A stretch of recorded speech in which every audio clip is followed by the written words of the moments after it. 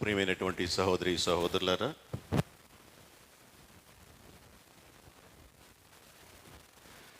ఈ ఆదివారం సమయంలో ఆరాధనకు కూడా వచ్చినటువంటి మీకు అందరికీ కూడాను యేసుక్రీస్తు నామములో శుభాలు వందనాలు తెలియజేస్తూ ఉన్నాను. బాగా పల్స్గా ఉంది చర్చి. హాలిడేస్ అని ఊరికి వెళ్ళి ఉంటారేమో, లేకుంటే ఇంకా టైం కాలేదని చెప్పేసి రాలేదేమో. మనకి 11:30కి రావడం అలవాటు అయిపోయింది. ఓకే, దేవునికి మహిమ కలుగును గాక.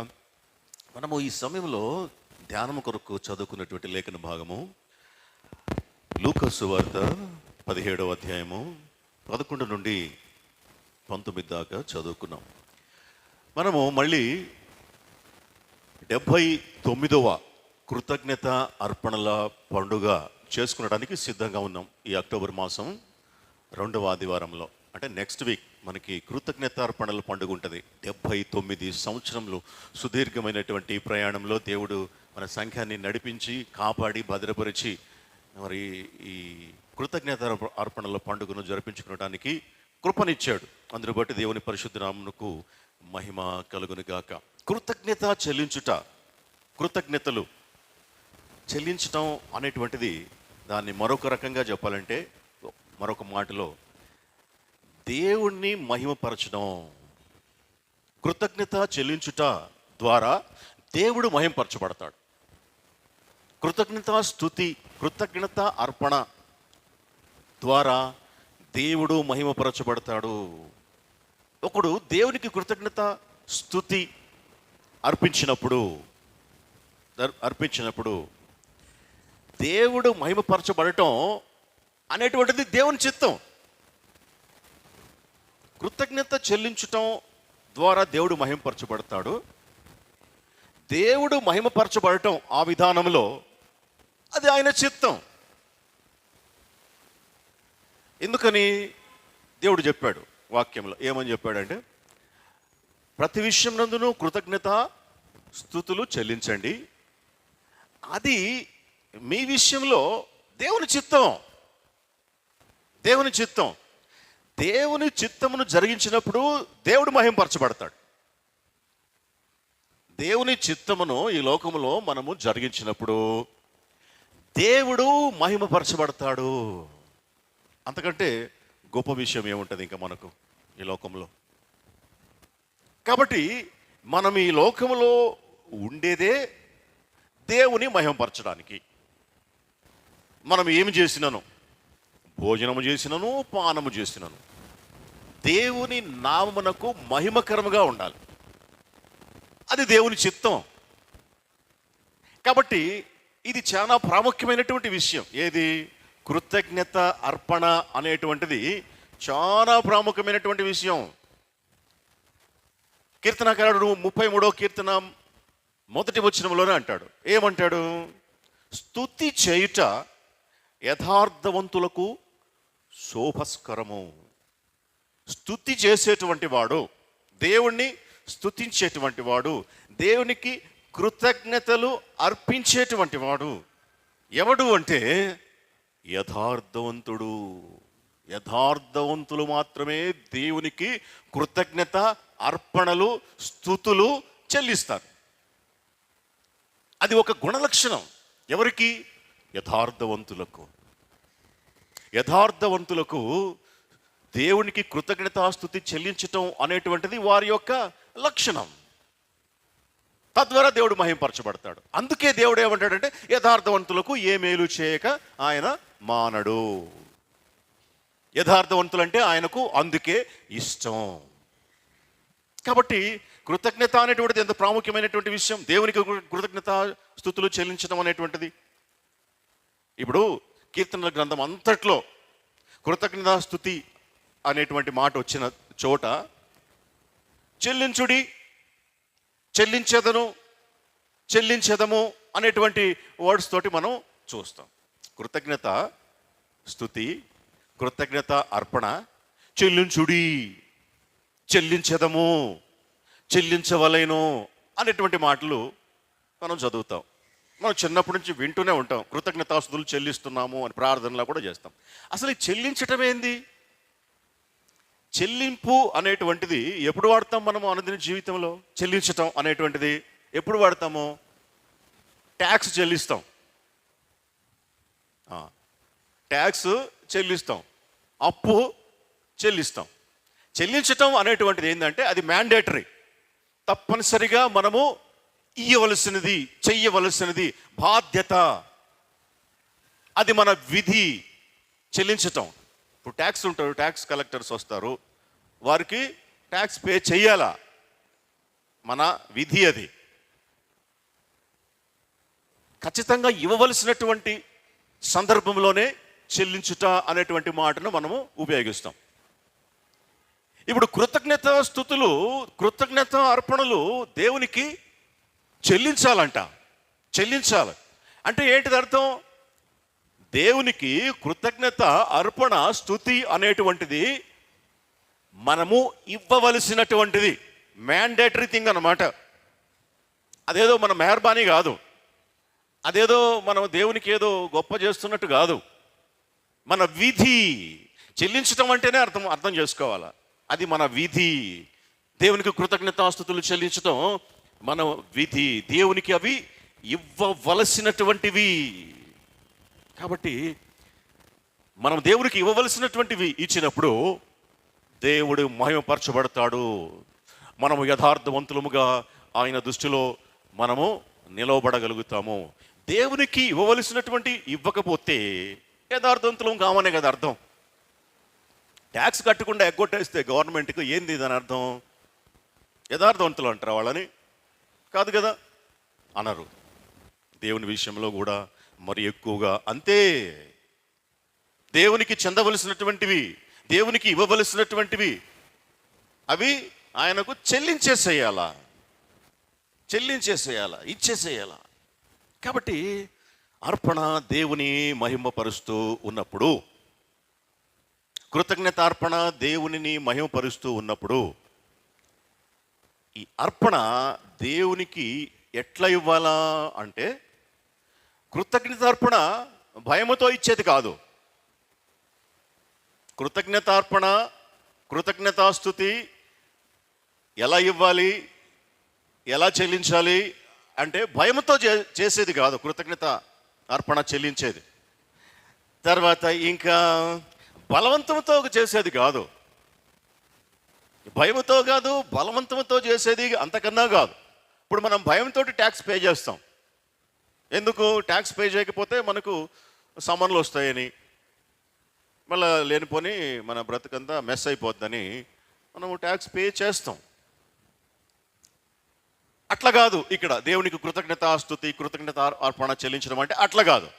భయంతో కాదు, బలవంతంతో కాదు, ఇంకా చెప్పాలంటే నామకార్థంతో కాదు, కేవలము కృతజ్ఞతతోటి. మనం కృతజ్ఞతతో ట్యాక్స్ పే చేయం. కృతజ్ఞతతోటి మనము అప్పు చెల్లించాం. ఇప్పుడు బ్యాంకు దగ్గర డబ్బు తీసుకుంటాము, మనం తిరిగి మళ్ళీ వడ్డీతో సహా ఇస్తాం. దాంట్లో కృతజ్ఞత ఏం లేదు, దాంట్లో కృతజ్ఞతకు సంబంధమే లేదు. వాడు ఇచ్చాడు, మనం వడ్డీ వేస్తున్నాడు, తిరిగి వానికి ఇస్తాం. అందులో కృతజ్ఞత అనే అంశమే ఉండదు. అయితే ఇక్కడ దేవుని విషయంలో, దేవునికి చెల్లించే విషయంలో మనము కృతజ్ఞతతోటి అర్పణలు చెల్లించాలా. అందుకే దాన్ని కృతజ్ఞత అర్పణ లేకుంటే కృతజ్ఞత స్తుతి స్తోత్రము అనేటువంటి మాటలతోటి దానిని పిలుస్తాం. ఆ విధముగా దేవునికి మనము చేసినప్పుడు అది దేవునికి ఇంపైన సువాసన గల ఆఘ్రాణం అవుతుంది. ఎప్పుడైతే దేవునికి మనము కృతజ్ఞతతోటి అర్పణ ఇచ్చినప్పుడు, కృతజ్ఞతతోటి దేవుని స్తుతించినప్పుడు, అమ్మో దేవుని స్తుతించకపోతే దేవుడు కొడతాడు, దేవుడు నరకం వేస్తాడు కాబట్టి దేవునికి స్తోత్రం కాదు. అమ్మో దేవునికి ఈగపోతే మన ఆరోగ్యం పీక్కుంటాడు, దేవునికి ఈగపోతే మన ఆస్తి పీక్కుంటాడు, మన కష్టాల్లో పడేస్తాడు కాబట్టి దేవునికి ఇవ్వాలా, అర్పణ దేవునికి అర్పించాలా కాదు. అట్లాగా అది ఇవ్వాల్సింది కృతజ్ఞత. ఏం చేశాడని దేవునికి కృతజ్ఞత చెల్లించాలా అనే క్వశ్చన్ చాలామందికి వస్తుంది.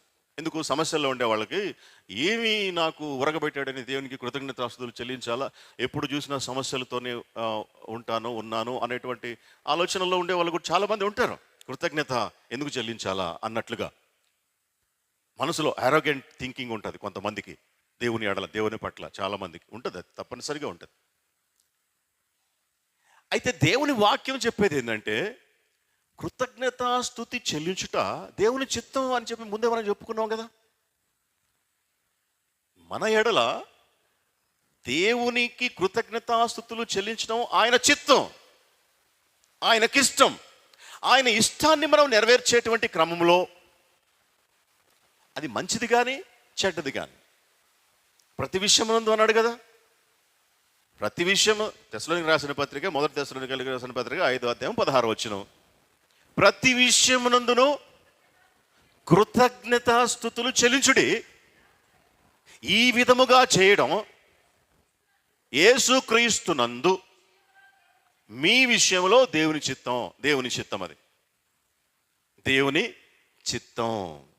దేవుని చిత్తమును ఒకడు ఈ లోకంలో జరిగించినప్పుడు అది ఆయనకు ఇంపైన సువాసన గల ఆఘ్రాణం. ఈ మాట ఓల్డ్ టెస్టిమెంట్లో అనగా ఆదికాండం, నిర్గమకాండంలో కనబడుతుంది ఎక్కువగా. దేవుని విషయంలో ఇంపైన సువాసన గల ఆఘ్రాణం అని అంటే ఒకడు ఎప్పుడైతే కృతజ్ఞతాపూర్వకముగా దేవునికి స్తుతి స్తోత్రము చెల్లిస్తాడో, అర్పణలు అర్పిస్తాడో, అది దేవునికి ఇంపైనటువంటిది, ఇష్టమైనటువంటిది. ఇప్పుడు నోవహు ఉన్నాడు. నోవహును దేవుడు జలప్రళయంలో నుండి తప్పించాడు, కాపాడాడు. 40 దినాలు 40 పగుళ్ళు వాళ్ళు ఆ ఓడలో ఉండి అది ఆ ఫ్లడ్ అంతా ఆగిపోయిన తర్వాత ఆ ఓడ నిలిచినప్పుడు వాళ్ళు బయటికి రాండి అని చెప్పి దేవుడు వారిని పిలిచినప్పుడు వాళ్ళు బయటికి వచ్చి చేసినటువంటి పనిని చూస్తే, ఆయన బయటకు వచ్చిన తర్వాత నోవహు ఏం చేస్తాడు? బలిపీఠము కట్టి దేవునికి, ఒకసారి చూడండి ఆదికాండం 8వ అధ్యాయం 20వ వచనం.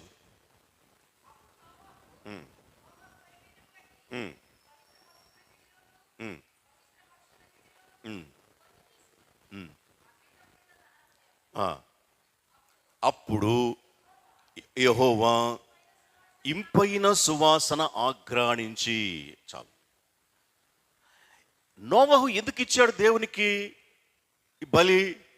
కృతజ్ఞతతోటి, కృతజ్ఞతార్పణ. ఇది ఎందుకు? లోకమంతా ముంచేశావు, కానీ నన్ను నా కుటుంబాన్ని కాపాడావు ప్రభువా, నీకు స్తోత్రం, నీకు స్తుతి కలుగునుగాక, నిన్ను మహింపరుస్తూ ఉన్నాను. ఇది కృతజ్ఞతతో కూడినటువంటి అర్పణ. ఒకడు ఎప్పుడైతే కృతజ్ఞతాపూర్వకముగా దేవునికి అర్పణలు, స్తుతులు, స్తోత్రాలు చెల్లిస్తాడో అది ఆయనకు ఇంపైనటువంటి సువాసన. ఆఘ్రాణించి అనేటువంటి మాటను మనము చూస్తాం. ఆఘ్రాణించిన తర్వాత ఆయన మాట్లాడుతున్నాడు ఏమని? దేవుని నోవహుకు ఆశీర్వాదాలు ఇస్తా ఉన్నాడు, ఆశీర్వాదాలు ఇస్తా ఉన్నాడు. నేను ఇక మీదట క్షమించను అంటున్నాడు. మరియు దేవుడు 9వ అధ్యాయం 1వ వచనం, నోవహును అతని కుమారులను ఆశీర్వదించెను అనేటువంటి మాటను చూస్తాను. వెంటనే ఎప్పుడైతే నోవహు అర్పణలు, కృతజ్ఞతలు దేవునికి చెల్లించాడో, అర్పించాడో, ఇచ్చాడో, దేవుడు ఆయనకు ఇంపైనటువంటి ఆఘ్రాణము. కాబట్టి దేవునికి ఇష్టమైంది. దేవునికి ఇష్టమైనటువంటి పనులు మనము చేసినప్పుడు అది ఆయనకు ఇంపైనటువంటి సువాసన గల ఆఘ్రాణముగా స్వీకరించి దేవుడు మనలను ఆశీర్వదిస్తాడు. ఒకడు దేవునికి ఇష్టడుగా ఉన్నప్పుడు వాని శత్రువులను సైతం వానికి మిత్రులుగా చేయను. లేఖనంలో చెప్పేటువంటి మాట. ఒకడి ప్రవర్తన ఆయన దృష్టికి ప్రీతికరమగినప్పుడు వాని శత్రువులను సైతం వానికి మిత్రులుగా చేయను. ఎప్పుడు ఒకని యొక్క ప్రవర్తన ఆయనకు ఇష్టమైనదిగా ఉంటుంది. ఎప్పుడు మన ప్రవర్తన ఆయనకు ఇష్టమైనదిగా ఉంటుంది. ఆయన చిత్తానుసారంగా జరిగిస్తూ ఆయన నామమును మహిమపరిచినప్పుడు అటివారే యథార్థవంతులు, వారికి ప్రభువు పెట్టినటువంటి పేరు. కాబట్టి ఇక్కడ మనం చదువుకున్నటువంటి వాక్య భాగంలో కృతజ్ఞత స్తుతి అనేటువంటిది ప్రధానమైనటువంటి విషయంగా మనకు కనబడతా ఉంటుంది. లూకా సువార్త 17వ అధ్యాయము 11వ వచనం నుండి మనము చదువుకున్నాం. కృతజ్ఞత స్తుతి దేవునికి చెల్లించటం అనేటువంటి విషయం. ఇక్కడ మనము గమనిస్తే ఆయన ఒక గ్రామంలో గుండా వెళుతూ ఉన్నాడు. ఆయన వెళుతూ ఉన్నటువంటి సమయంలో ఆయనకు ఎంతమంది? 10 మంది కుష్ఠరోగులు ఆయనకు ఎదురుగా వచ్చి నిలబడ్డారు. ఆయన గ్రామంలో నుండి వెళుతూ ఉంటుండగా, ఆయన ఎక్కడికి వెళ్తున్నాడు? యెరూషలేముకి వెళ్తున్నాడు. యెరూషలేముకి ఎందుకు వెళ్తున్నాడు? సిలువ వేయబడడానికి వెళ్తున్నాడు. ఆయన పనే యెరూషలేముకి వెళ్ళి సిలువ వేయబడాలి. అది ఆయన మిషన్, అదే ఆయన గోల్, ఆయన లక్ష్యం. దాని కొరకు ఆయన యెరూషలేమునకు అభిముఖముగా ఆయన ప్రయాణమగుచుండెను అనేటువంటి మాటను మిగతా సువార్తలో మనం చూస్తాం.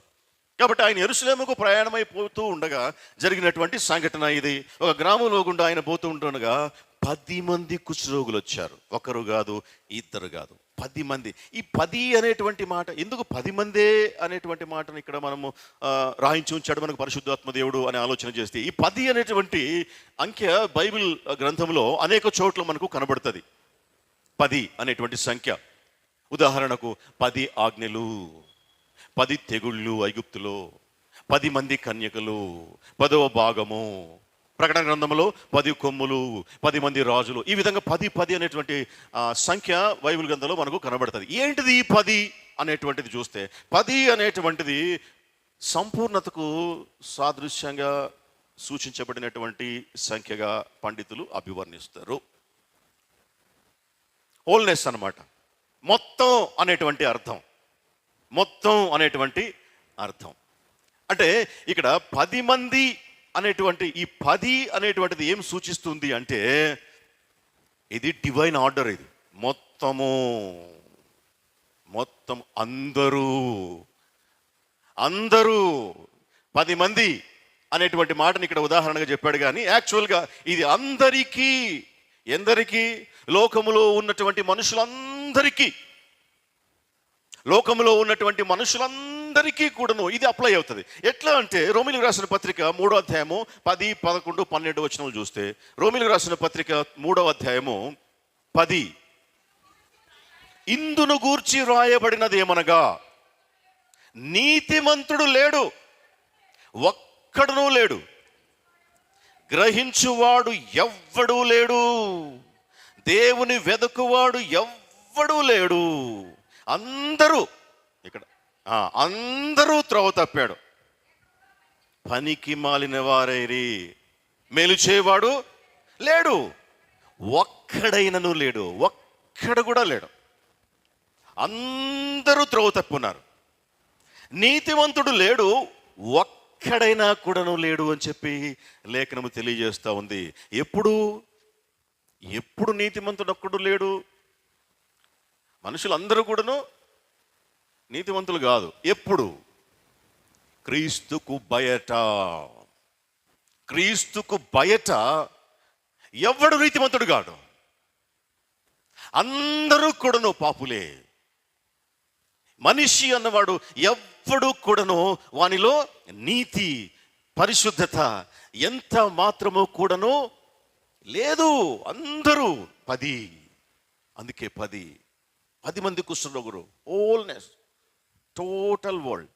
అందరూ కూడాను దేవుడు అనుగ్రహించి మహిమను పొందలేకపోతున్నారు. త్రోవ తప్పినటువంటి వారు, పనికి మాలినటువంటి వారు, మేలు చేయవాడు ఒక్కడు కూడా లేడు అనేటువంటి మాట మనము చూస్తూ ఉన్నాం. కాబట్టి ఈ 10 అనేటువంటి సంఖ్య అందరినీ కూడాను పాపములో బంధించబడినటువంటి స్థితిని చూపెడుతూ ఉన్నది. క్రీస్తు దగ్గరికి రాకుండా ఉంటే అందరూ కూడాను అదే పరిస్థితి. ఈ కుష్ఠరోగులకి, క్రీస్తుకు బయట ఉన్నటువంటి వారికి ఏమీ తేడా లేదు. అంటే ఇది ఫిజికల్గా కుష్ఠరోగము, అది స్పిరిచువల్గా రోగం. కాబట్టి దీనికి ఏమీ తేడా లేదు. ప్రభువు బయట ఉంటే, ప్రభువు దగ్గరికి వస్తే తప్ప, ప్రభువుకు బయట అందరూ పాపము చేశారు. 3:23 చదవండి. రోమా 3:23. ఏ భేదమును లేదు, అందరూ పాపము చేసి దేవుడు అనుగ్రహించు మహిమను పొందలేకపోవచ్చు ఉన్నారు. క్రీస్తుకు బయట ఉంటే అందరూ కూడాను దేవుని మహిమను పొందలేనటువంటి స్థితిలో ఉన్నటువంటి వారే. క్రీస్తులో మాత్రమే ఒకడు నీతిమంతుడు. క్రీస్తులో మాత్రమే దేవుని బిడ్డ. అందుకే ప్రభు అన్నాడు, నేనే ఐ ఆమ్ ద వే, నేనే మార్గం. నాలో నుంచి వస్తేనే నువ్వు నీతిమంతుడు అవుతావు, నాలో నుంచి వస్తేనే నువ్వు నిత్య జీవంలోనికి పోతావు. నేనే. అది వాళ్ళు విన్నారు, ఆ కుష్ఠరోగులు విన్నారు. యెషయా గ్రంథం 1:5 అంటాడు, ప్రతివాడు అనగా 10, అందరూ అనగా 10, ప్రతివాడు యెషయా 1:5 నడినెత్తిన వ్యాధి కలిగి ఉన్నాడు. ప్రతివాని గుండె బలహీనమైపోయింది.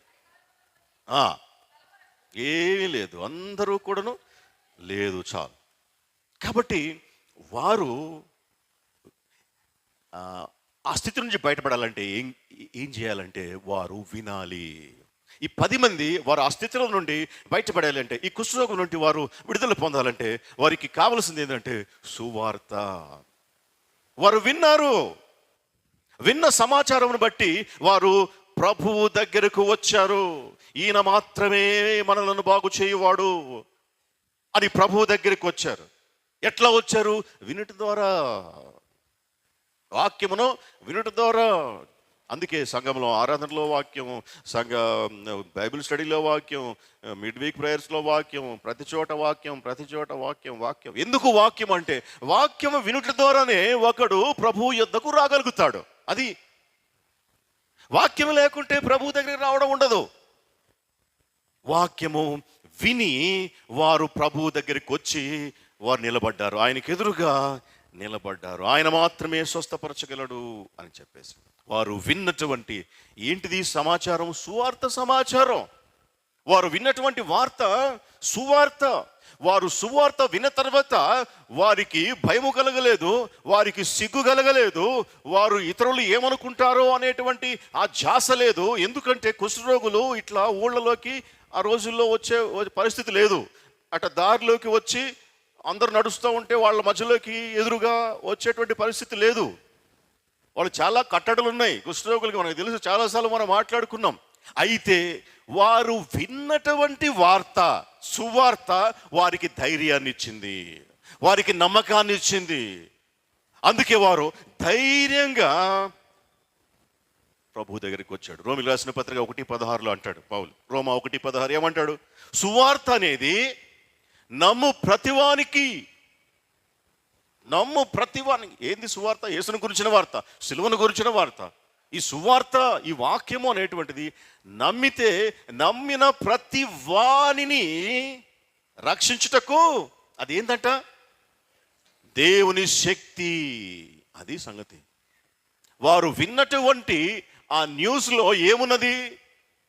దేవుని శక్తి. దేవుని శక్తి.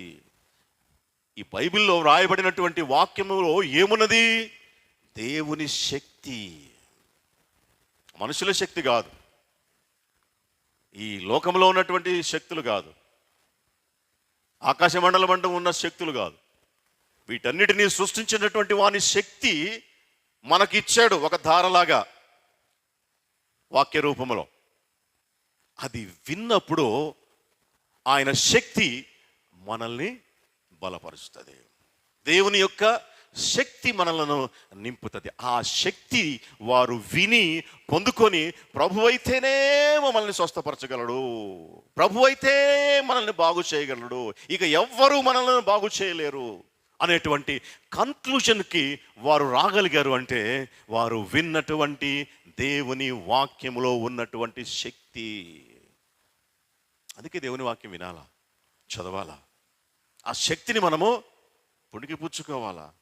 ఎందుకంటే ఆ శక్తి మనల్లో కార్యము జరిగిస్తుంది. కాబట్టి వారు విని ప్రభు దగ్గరికి వచ్చారు.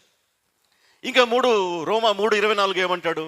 కాబట్టి నమ్మువారు ఆయన కృపచేతనే క్రీస్తు యేసునందలి విమోచనము ద్వారా ఉచితముగా నీతిమంతులని తీర్చబడుచు ఉన్నారు. అందుకని ప్రభు దగ్గరికి రావాలి. ఎందుకని? ఉచితముగా నీతిమంతులుగా తీర్చేటువంటి వాడు ప్రభువు.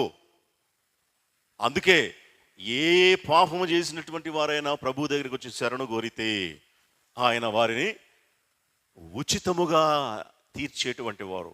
ఏమని? నీతిమంతులు అని. యాక్చువల్ నీతిమంతులు కాదు. తప్పు చేసినోడు నీతిమంతుడు ఎట్లా అవుతాడు? పాపం చేసినోడు నీతిమంతుడు ఎట్లా అవుతాడు? కాడు. అయితే వాడు విన్నటువంటి సువార్తను బట్టి ప్రభువు దగ్గరికి వచ్చి శరణు కోరితే వారిని ఊరికనే ఏమి వాళ్ళు ఇవ్వకుండా ఏమి చేయకుండానే, ఓకే విశ్వాసమును బట్టి నువ్వు వచ్చావు కనుక నువ్వు నీతిమంతుడువు అని తీర్చేటువంటి దేవుడు. అది అక్కడ ప్రాక్టికల్గా ఇక్కడ చూపెడతా ఉన్నాడు అనమాట. ఇది అసలు యాక్చువల్గా థీమ్ అందులో ఉన్నటువంటిది. తన దగ్గరికి వచ్చినటువంటి వారిని పరిశుద్ధపరిచేటువంటి వాడు. ఎంత పాపంతో ఉన్నటువంటి, ఎంత డాగులతో ఉన్నటువంటి వారినైనా, ఎంత కుష్టుతో ఉన్నటువంటి వారినైనా, అది అక్కడ ఫిజికల్గా చేసి చూపెడుతూ ఉన్నాడు ప్రభు. మనం తెలుసుకోవడానికి, యుగాంతమంది ఉన్నటువంటి మనము తెలుసుకొని పరిశుద్ధపరచబడటానికి, నీతివంతులుగా తీర్చబడటానికి వారి యొక్క సప్లికేషన్, వారి యొక్క రిక్వెస్ట్ చూడండి. వారు ఏమంటున్నారు? యేసు ప్రభువా మమ్ము కరుణించుము అని కేకలు వేసిరి. యేసు ప్రభువా అని పిలవటంలో వారు విశ్వాసము మనకు కనబడుతూ ఉంది. కరుణించుము అని కేకలు వేయటంలో వారి యొక్క అవసరత మనకు కనబడుతూ ఉంది. మన యొక్క అవసరతలు అన్నీ కూడాను విశ్వాసముతోటి ప్రభు దగ్గరికి తీసుకెళ్ళినప్పుడు అవన్నిటినీ తీర్చగలిగేటువంటి దేవుడు మన ప్రభు. అయితే ఆయన దగ్గరికి వచ్చేవాడు ఎట్లా రావాలా? విశ్వాసముతో రావాలా. విశ్వాసం లేకుండా దేవునికి ఇష్టడుగా ఉండటం అసాధ్యం. విశ్వాసం లేకుండా ప్రభువు నుండి ఏమైనా దొరుకుతుందని చెప్పి అనుకోవడం వృధా ప్రయాస. కాబట్టి వీరికి విశ్వాసము ఉన్నది కనుకనే వారు వచ్చి గట్టిగా ప్రభువా అని పిలవగలుగుతున్నారు. యేసు ప్రభువా. యేసు అంటే రక్షకుడు. ప్రభువా, రక్షకుడు అయినటువంటి ప్రభువా మమ్మును కరుణించుము అని చెప్పి వారికి ఉన్నటువంటి అవసరత, అక్కర ప్రభు ముందు పెడుతూ ఉన్నారు. అక్కడ వాళ్ళు చూస్తే ఎలుగెత్తి మొరపెట్టెను అనేటువంటి మాట రాయబడింది. ఎలుగెత్తి లేకుంటే కేకలు వేసిరి అనేటువంటి మాటను మనం చూస్తాం. కేకలు వేసిరి, కేకలు వేయడం అంటే గట్టిగా అరవడం. ప్రభువును అడిగేటప్పుడు వారు కేకలు వేసి మరీ అడుగుతూ ఉన్నారు. ప్రభువును అడిగేటప్పుడు, ప్రభు నుండి మనం పొందుకోవాలనుకునేటప్పుడు ఏడ్చి ఉపవాస ప్రార్థనలు చేసి గట్టిగా మొర్రపెట్టి అడుగుతాం. ఎందుకంటే ఆయన చెప్పాడు మొర్రపెట్టమని చెప్పాడు, నేను ఉత్తరం ఇస్తాను చెప్పాడు. మంచిది, నువ్వు శ్రమలో నాకు మొర్రపెట్టమన్నాడు. శ్రమలో మనకు శ్రమ వచ్చినప్పుడు ఆయనకి కేకలు పెడతాం, మొర్ర పెడతాం. మంచిది, సంతోషం. ఈ మొర్రపెట్టేటువంటి సమయంలో కూడా అనేకమైనటువంటి ఆటంకాలు వస్తాయి. ప్రభు దగ్గరికి వచ్చిన తర్వాత, మనం ప్రభు దగ్గరికి వచ్చిన తర్వాత ప్రభువుకి మనకి ఉన్నటువంటి ఆ సంబంధం బలపడేటువంటి క్రమంలో అనేకమైనటువంటి ఆటంకాలు వస్తాయి. ఈ ప్రక్కనే లూకాసు వార్త 18వ అధ్యాయంలో చూస్తే అక్కడ ఎరుకో పట్టణము సమీపించినప్పుడు ఒక గుడ్డి భిక్షకుడు ప్రభు దగ్గరికి రావడం చూస్తాం. చూసి ఆయన అడగడం ఎట్లా అడుగుతున్నాడు అక్కడ కూడాను. వాడు ఎట్లా అడిగాడు? 38వ వచనంలో, యేసు దావీదు కుమారుడా నన్ను కరుణించుమని కేకలు వేయగా, కేకలు వేయ పెద్ద పెద్దగా అరుస్తూ మొరపెడుతూ ఉన్నాడు. ఆ మొరపెట్టిన ఆ కేకలు వేసినప్పుడు అప్పుడు అక్కడ దాని ముందున్నటువంటి వారు ఏమన్నారు? ఊరకుండుమని ముందర నడుచుండిన వారు వానిని గద్దించిరి. ప్రభువు దగ్గరికి వచ్చిన తర్వాత, ఒకవేళ ప్రభువుకి దగ్గరైన తర్వాత అనేకమైనటువంటి హడ్డిల్స్ వస్తాయి. ప్రభు దగ్గరికి వచ్చాడు ఈ భిక్షకుడు, ప్రభువును పిలుస్తున్నాడు, ప్రభువుతో కేకలు పెట్టి మరి పిలుస్తున్నాడు. అప్పుడు ఈయనకి ఏం ఆటంకం వచ్చింది? అక్కడ చుట్టూ ఉన్నటువంటి వారి వల్లనే ఆటంకం వచ్చింది. అది మన కుటుంబం కావచ్చు, అది మన స్నేహితుల ద్వారా కావచ్చు, అది మన బంధుమిత్రుల ద్వారా కావచ్చు, ఎట్లా మన ఆరోగ్య విషయంలో కావచ్చు, ఆటంకాలు వస్తాయి. ఎందుకు? ప్రభువుకి మనకి దూరం పెట్టడానికి, ప్రభువుని మనం కలవకుండా చేయటానికి. వాళ్ళు అక్కడ ఉన్నటువంటి మనుషులే వాళ్ళే అంటున్నారు. వారు ఏమంటున్నారు? గద్దిస్తూ ఉన్నారు వాడిని. ఆయన ముందర నడుచున్నటువంటి వారు వానిని గద్దించారు, ఆటంకపరిచారు. అయితే ఈయన సిగ్గుపడలేదు, భయపడలేరు. వారి గద్దింపునకు ఏమాత్రం లెక్క పెట్టలేదు. కానీ ఇంకా ఏమన్నాడంట? వాడు మరి ఎక్కువగా దావీదు కుమారుడా నన్ను కరుణించమని కేకలు వేస్తున్నావు. వాళ్ళు గద్దిస్తూ ఉన్నా, ఆటంకాలు వస్తూ ఉన్నా కూడాను ఆగిపోకుండా మరి ఎక్కువగా దావీదు కుమారుడా నన్ను కరుణించుము అని చెప్పి కేకలు వేయడం మనము చూస్తాం. ఇప్పుడు అంత విశ్వాసం వానికి ఎట్లా వచ్చిందంటే అక్కడ ఆ పదము ఉపయోగిస్తున్నాడు చూసా, దావీదు కుమారుడా అనేటువంటి పదము. ఈ పదము వాడాలంటే ఆయన యొక్క హిస్టరీ, ఆయన గురించినటువంటి పూర్వపురాలు తెలుసుకొని ఉంటేనే ఈ మాట పిలవగలడు, దావీదు కుమారుడా అని. ఈయనకు యేసు ప్రభువును గురించినటువంటి సమాచారం పుష్కలంగా ఉంది.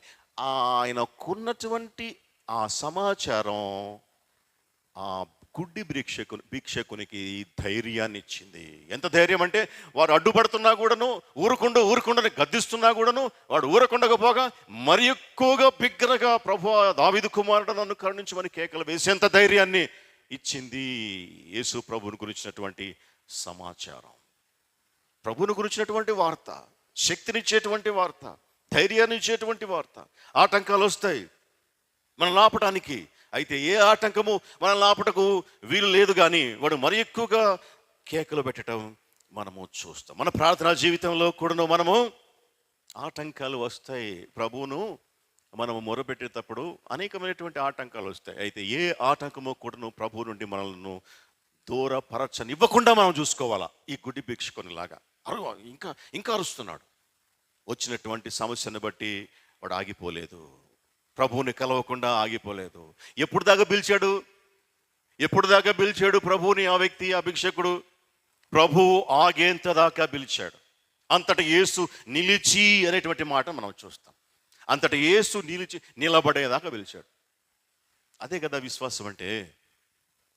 ప్రభువుని నిలబెట్టేంత వరకు మన యొక్క మొర్ర, మన యొక్క కేకలు పెట్టాలి. ప్రభువుని నిలబెట్టాలి, ప్రభువుని ఆపాల. ప్రభు ఆగుతాడు. ఎప్పుడు ఆగుతాడు ప్రభు? మనం విశ్వాసంతో మొరపెట్టినప్పుడు ప్రభు నిలబడతాడు. ఈ వ్యక్తి కూడా విశ్వాసంతో మొరపెట్టినప్పుడు ప్రభు నిలబడి అప్పుడు ఏమన్నాడు ఆయన? వాడిని తన యొద్దకు పిలుచుకొని రండి అన్నాడు. చూసారా, తన యొద్దకు పిలుచుకొని రమ్మంటే అక్కడ ఉన్నటువంటి వారు, ఇప్పుడు ఎవరికి చెప్పాడు ప్రభు ఆ మాట? అక్కడ ఉన్నటువంటి వాళ్ళకే చెప్పాడు, అక్కడ చుట్టూ ఉన్నటువంటి వాళ్ళకే చెప్పాడు, ఆయన పిలుచుకురండి అని. అంతకుముందు వాళ్ళు ఏమన్నారు? ఊరకుండము అని చెప్పేసి అడ్డం చెప్పారు, ఆయన్ని గద్దించారు, ఆపాలని చూశారు. ఎప్పుడైతే ప్రభు నిలబడ్డాడో, ఎప్పుడైతే ప్రభు వాళ్ళకి చెప్తున్నాడో ఆయన తీసుకురండి, అప్పుడు వాళ్ళు మారు మాట్లాడకుండా ఆయన తీసుకొచ్చి ప్రభు దగ్గర నిలబెట్టారు. అయిపోయాయి, కార్యం జరిగిపోయాయి. ప్రభు దగ్గరికి వచ్చిన వెంటనే వాడు చూపు పొందుకున్నాడు. నేనేం చేయాలని కోరుకుంటున్నావు అని అడిగితే, నేను చూపు కోరుకుంటున్నాను అని చెప్పి ప్రభుతో అనినప్పుడు ఆ వ్యక్తి, ప్రభు చూపించాడు, నువ్వు చూపు పొందుకునము అని చెప్పినప్పుడు వానికి కళ్ళు వచ్చినాయి. కాబట్టి కేకలు వేసి అడగటం, మొర్రపెట్టి అడగటం కొంచెం ఇబ్బందికరంగానే అనిపిస్తుంది మనకి. ఆటంకాలు వస్తాయి.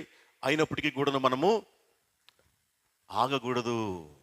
మనం ప్రభువుని పిలుస్తూనే ఉండాలి. ఆయన ఆగేదాకా పిలవాలి, ఆయన తిరిగి చూసేదాకా పిలవాలి, ఆయన మనల్ని పిలిచేదాకా పిలవాలి. అంతటి యేసు నిలిచి వాళ్ళనే పంపించి ఆయన పిలిపించి స్వస్థపరిచాడు. కాబట్టి ఇక్కడ మనం ఇంకా ముందుకు వెళ్ళినట్లయితే యేసు ప్రభు వాళ్ళతోటి ఏమన్నాడు? ఆయన వారిని చూచి, మీరు వెళ్ళి మిమ్మను యాజకులకు కనపరుచుకునుడని వారితో చెప్పెను. చాలాసార్లు మనం దేవుడిని అడిగినప్పుడు మనం ఏమడుగుతున్నామో అనేటువంటిది ఒకటైతే, ఆయన ఏమిచ్చాడు అనేటువంటిది దానికి దీనికి సంబంధమే ఉండదు. మనం ఆయన అడుగుతామో కానీ ఆయన మనకు చెప్పేది కానీ లేకుంటే మనకి ఇచ్చేది కానీ అసలు ఏమీ సంబంధం లేకుండా ఉంటుంది. చాలాసార్లు అటువంటి కండిషన్స్ మనల్ని హర్ట్ చేస్తాయి, విశ్వాసంలో బలహీనపరుస్తాయి. పరచడానికి అవకాశం ఉంది. ఎందుకంటే వాళ్ళు వచ్చింది దేనికి? స్వస్థపరచబడడానికి, కుష్ఠరోగం నుండి విడుదల పొందటానికి.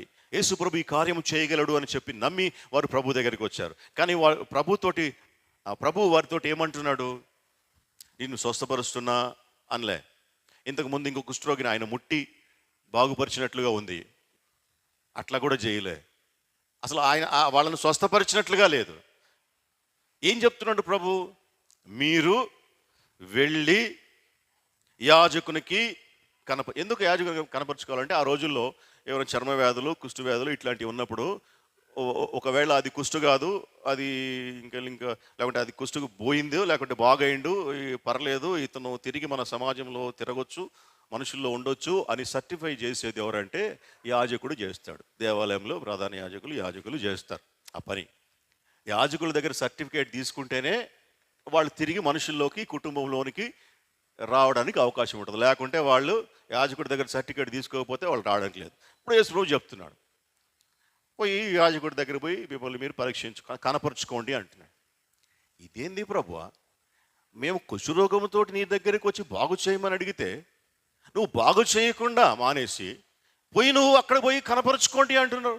నువ్వు బాగు చేస్తే కదా కనపరుచుకునేది, మేము శుద్ధులమైతే కదా పోయి కనపరుచుకునేది, మా రోగం పోతే కదా అడిగిపోయి మేము పరీక్షించుకునేది ఆయన చేత.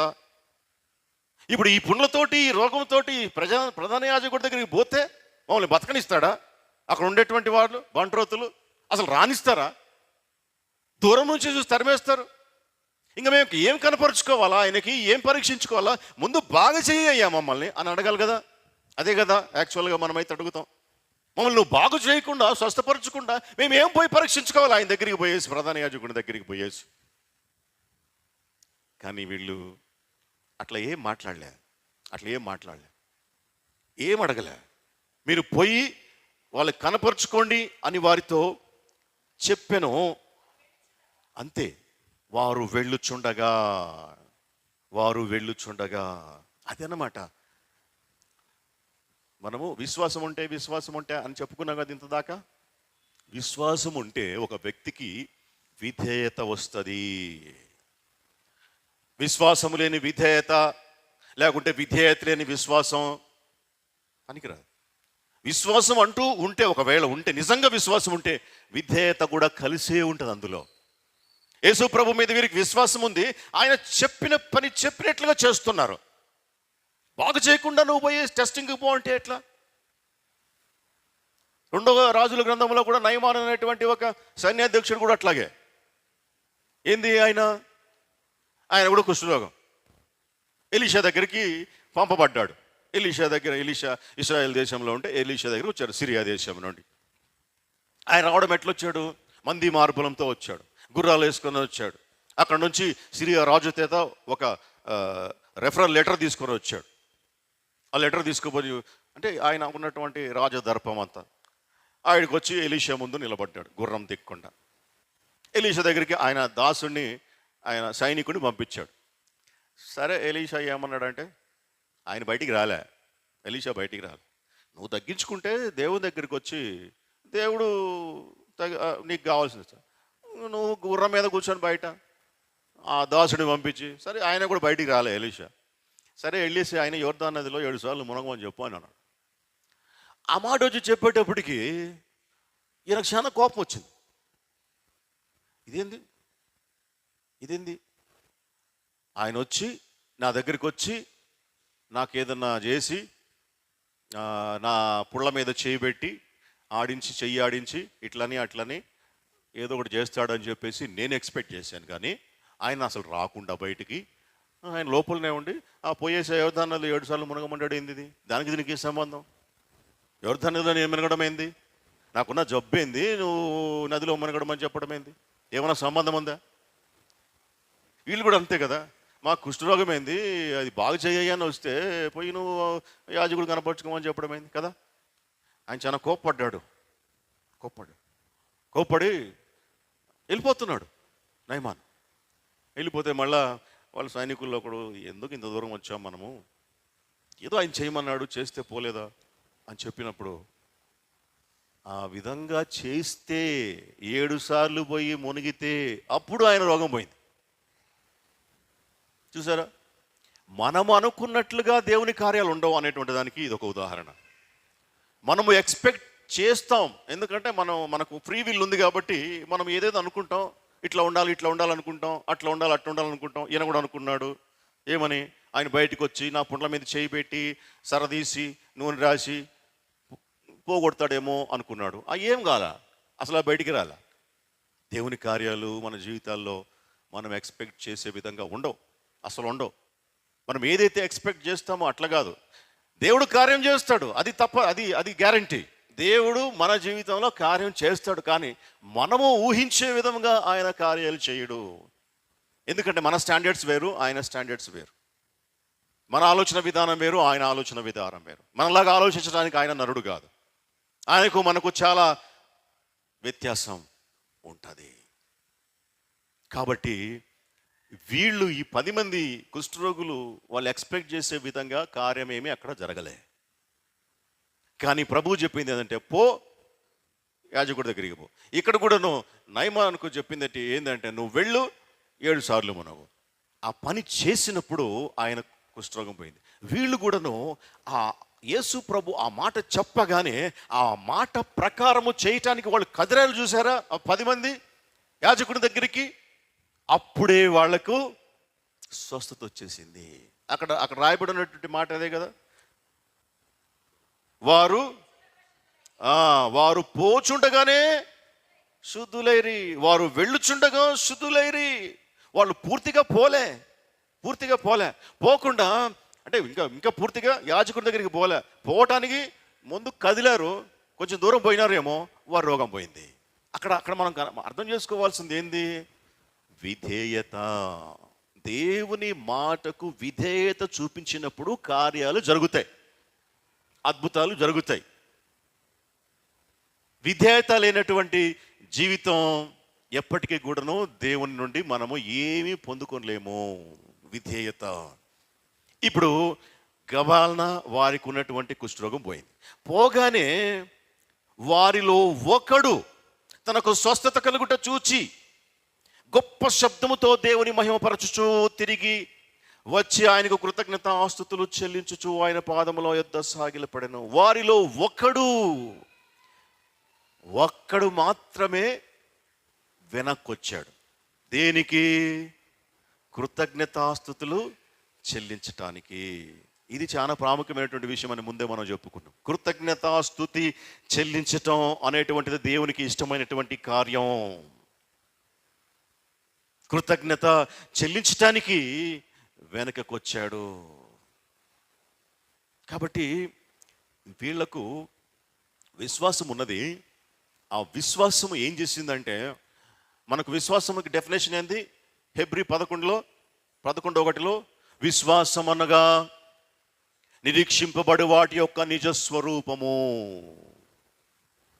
అది ప్రింట్ చేసుకొని పోవాలి మన మనసులో. విశ్వాసం అనగా నిరీక్షింపబడు వాటి యొక్క నిజస్వరూపము.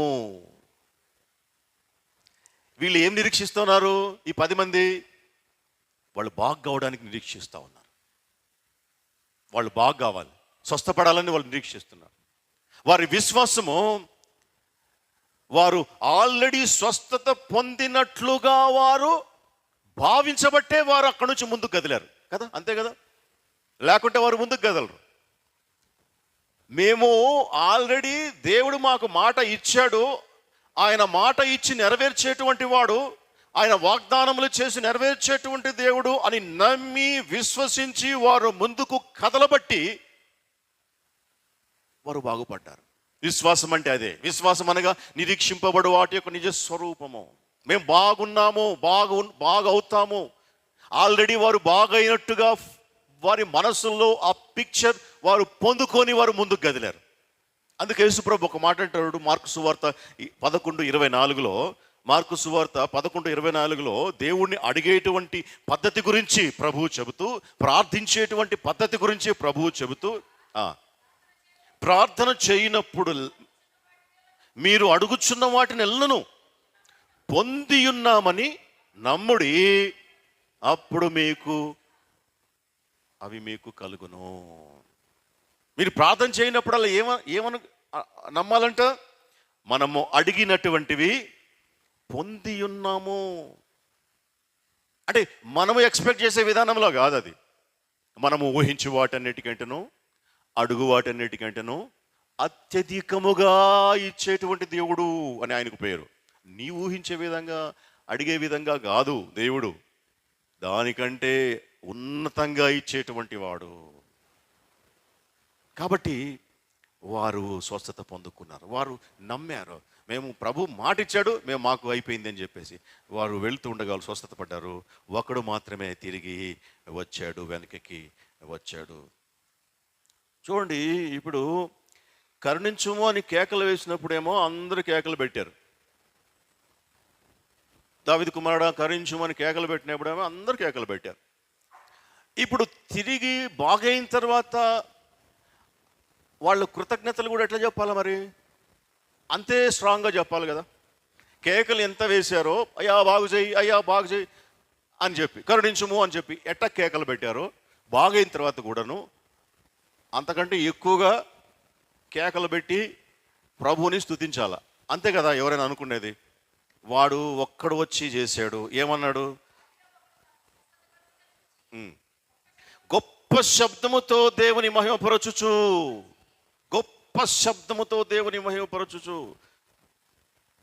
గొప్ప శబ్దముతోనే ప్రభువుని అడిగాడు. దావీదు కుమారుడా, లేకుంటే ప్రభువా యేసు నన్ను మమ్మల్ని కరుణించుము అని చెప్పి అడిగేటప్పుడు గొప్పగా అడిగాడు. బాగైన తర్వాత స్వస్థత పొందుకున్న తర్వాత కూడాను అంతే గొప్పగా గొప్ప శబ్దంతో దేవుని స్తుతించాడు. ఈ రెండు మనము నోట్ చేసుకోవాలి. మన జీవితంలో రెండు సమానంగా ఉండాలి. ప్రభు దగ్గర అడిగేటప్పుడు మనం ఎంత ఫెర్మెంట్గా అడుగుతామో, ఎంత గట్టిగా మనం కన్నీళ్లతో అడుగుతామో, ప్రభువు మనకు కార్యము చేసిన తర్వాత ప్రభువుకు తిరిగి కృతజ్ఞతాస్తుతులు చెల్లించే విషయంలో ఇలాగుంటాం. ప్రభువుకి అర్పించే విషయంలో బలహీనంగా ఉంటాం. అసలు కొంతమంది అయితే 9 మంది అసలు రాలే, ఒక్కడే వచ్చాడు. వచ్చినటువంటి వ్యక్తి గొప్ప శబ్దముతో దేవుని కృతజ్ఞతాస్తుతులు చెల్లించాడు. ఎంత గొప్పగా దేవుడిని అడిగావో అంతే గొప్పగా దేవునికి కృతజ్ఞతాస్తుతులు చెల్లించాలి. దేవునికి అర్పణ చెల్లించాలి. అందులో ఏమో గొప్పగా అడుగుతావు, ప్రభువుకి అర్పించేటప్పుడేమో అసలు 9 మంది అసలు లేదు, సౌండే లేదు 9 మందికి, ఒక్కడే వచ్చాడు. అది దేవుని దృష్టిలో అది కరెక్ట్ కాదు. 9 మంది ఇంకొక విషయం చెప్పాలంటే, ఇంకొక విధంగా చెప్పాలంటే 9 మంది ఏమో చర్చికి పోయినారు, ఆలయానికి పోయినారు, ఒక్కడేమో ప్రభు దగ్గరికి పోయినాడు. 9 మంది ఏమో మనుషుల్ని కలవడానికి పోయినారు, ఒక్కడేమో ప్రభువుని కలవడానికి పోయినాడు. అందరూ స్వస్థపడిన వాళ్ళే, అందరూ బాగుపడిన వాళ్ళే, అందరూ కుష్ఠరోగులే, అందరూ కూడా స్వస్థ పొందుకున్నారు. అయితే 9 మంది ఏమో మనుషుల దగ్గరికి పోయినారు, మనుషులు కలవడానికి, ఒక్కడు మాత్రమే ప్రభువుని కలవడానికి. మనం ఎందుకు ప్రభు దగ్గరికి వస్తూ ఉన్నాం? మనం ఎందుకు ఆలయానికి వస్తూ ఉన్నాం? మన ఇంటెన్షన్ ఏంది? మన ఉద్దేశం ఏంది? మనం ఎవరిని కలవడానికి వస్తున్నాం? ప్రభుని కలవడానికా? పాస్టర్ని కలవడానికా?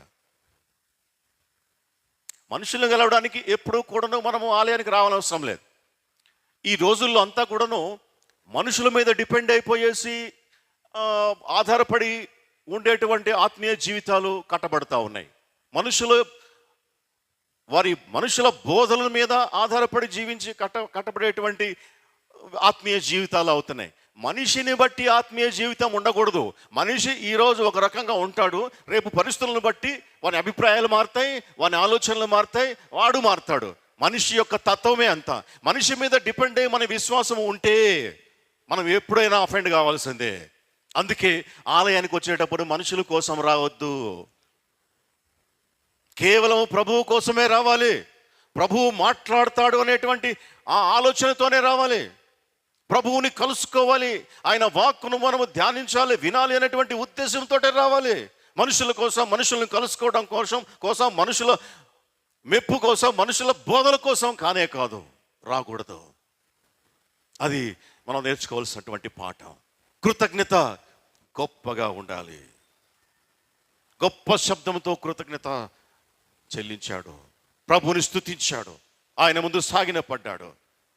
అడిగేటప్పుడు ఉన్నంత ఆ మొర్ర, ఆ సౌండ్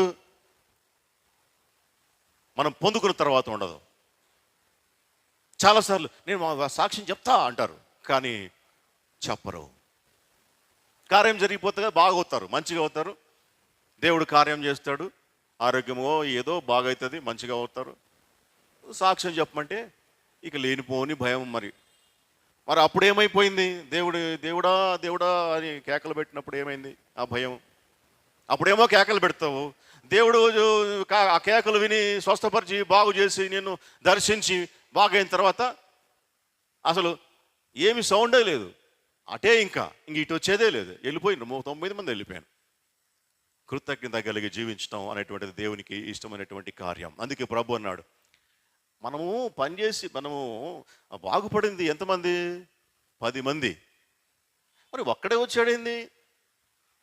ఒక్కడే అగపడుతున్నాడేంది? మిగతా 9 మంది లేరు. మిగతా 9 మంది ఎక్కడా? ప్రభు అడుగుతున్నాడు క్వశ్చన్, ఎక్కడా? ఒక్కడే వచ్చాడు, అది సమరయుడు. మిగతా 9 మంది 9 కృతజ్ఞతార్పణలు ఎటుపోయినాయి? ఒక్కడే కృతజ్ఞతాస్తుతులు చెల్లించడానికి వచ్చాడు. 9 మంది ఎటు వెళ్ళిపోయినారు? ఇది దేవునికి ఇష్టమైనటువంటి కార్యం కాదు. దేవునికి ఎల్లప్పుడూ కృతజ్ఞతాస్తుతులు చెల్లించుడి. కీర్తనల గ్రంథంలో మొత్తం కూడా కృతజ్ఞతలు చెల్లించడమే. అందుకే మనం ముందు చెప్పుకున్నాం, చెల్లించడం అంటే ఆయనకి ఇవ్వాల్సినటువంటిది. కాబట్టి మనము ఆయనకు ఇవ్వవలసినటువంటి కృతజ్ఞత అర్పణ ఆయనకు ఇవ్వాలి, ఆయనకు చెల్లించాలి. చివరిగా మనం ఒక వాక్యం చదివి మనం ముగించేస్తుంది. కొలసీలకు రాసిన పత్రిక 2:7. మనం దినదినానికి మనము పురోగమనం ఉండాలి ఆత్మీయమైనటువంటి జీవితంలో.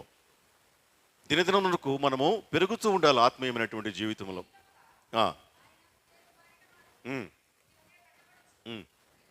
మీరు నేర్చుకొనిన ప్రకారముగా విశ్వాసమందు స్థిరపరచబడుచు కృతజ్ఞతాస్తుతులు చెల్లించుట యందు విస్తరించుచు ఆయన యందు నడుచుకొనుడి. అది దినదినానికి మనం ఏం చేయాలంటే ఇంటి వలె చక్కగా కట్టబడుచు పెరుగుచు పెద్దవాళ్ళు అవుతూ ఆత్మీయమైనటువంటి విషయాలలో కృతజ్ఞతాస్తుతులు చెల్లించుట యందు విస్తరించాలి. ఏ విషయంలో విస్తరించాలి? కృతజ్ఞతాస్తుతులు చెల్లించుట యందు విస్తరించాలి, ఆయన యందు నడుచుకోవాలి. మీరు నేర్చుకొనిన ప్రకారం, మనం ఆదివారం పూట వచ్చేది మనం నేర్చుకోవడానికి, బైబిల్ వాక్యం విని నేర్చుకొనిన ప్రకారం కృతజ్ఞతాస్తుతులు చెల్లించుట యందు మనము విస్తరించాలి, పెరగాలి. దేవుని దృష్టిలో యథార్థవంతులుగా ఉండాలి. ఆయన చేత మేళ్ళు దీవెనలు ఆశీర్వాదాలు పొందుకోవాలి. ఆయన ఇచ్చినటువంటి మాట, యథార్థవంతులుగా ఆయన ఏ మేలు చేయక మానడు. అట్టి కృప పరిశుద్ధాత్మ దేవుడు మనకు అందరికీ సమృద్ధిగా అనుగ్రహించును గాక. ఆమేన్. ప్రార్థన చేసుకుంటాం.